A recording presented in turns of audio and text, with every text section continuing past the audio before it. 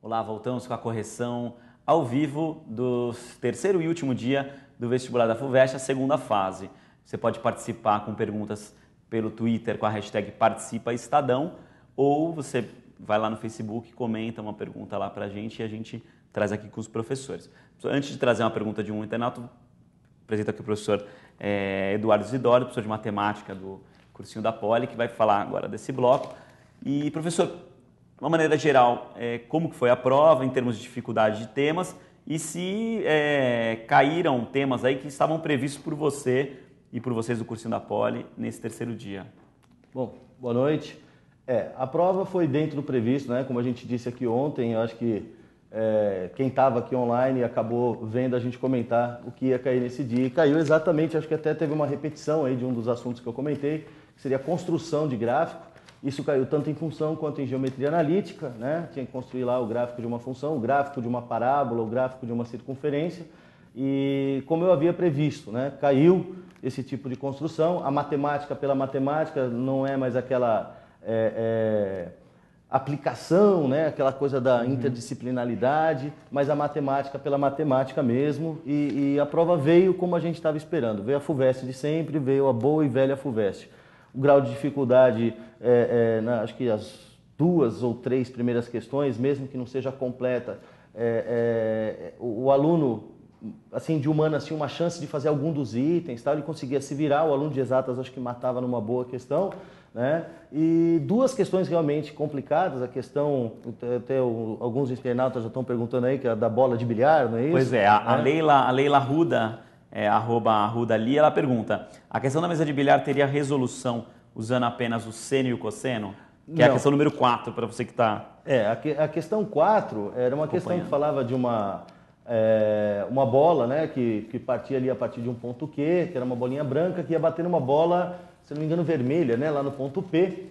E aí dava um ângulo ali que era de 60 graus, dava aquela construção, aqueles 2, 3 triângulos que aparecem na figura.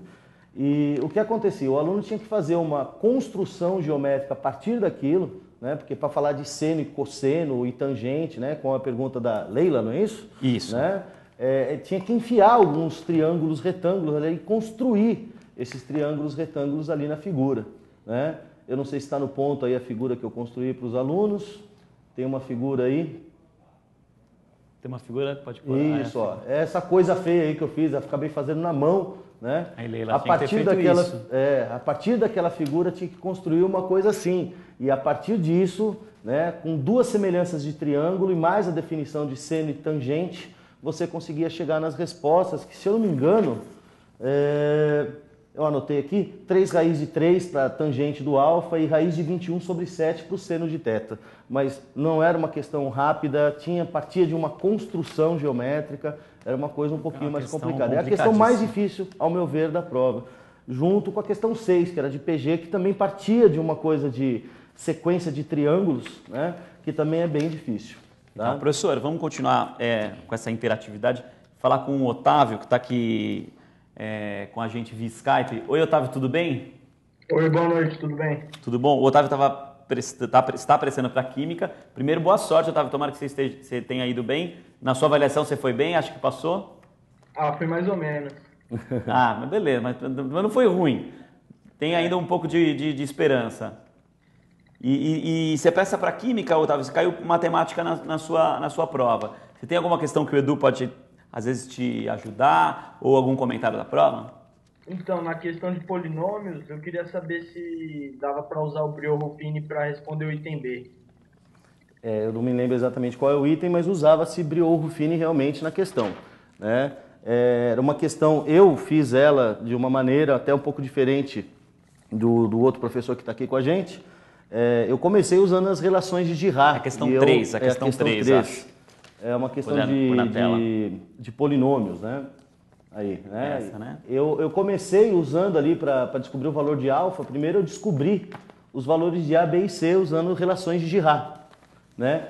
Pro item B, para fazer esse quociente, como eu já descobri o A, B e o C, eu já sei 2 das raízes e descobri o alfa, né? Pode ver um polinômio de grau 3 ali, né?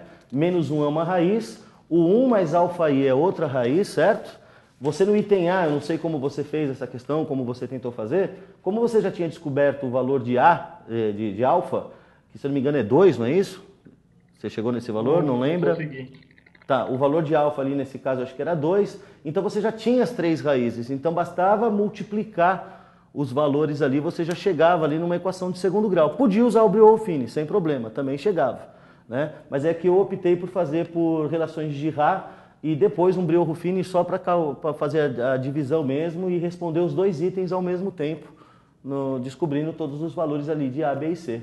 Mas podia sim, olhando agora aqui dá para perceber que dá para fazer isso daí por Brioufini também.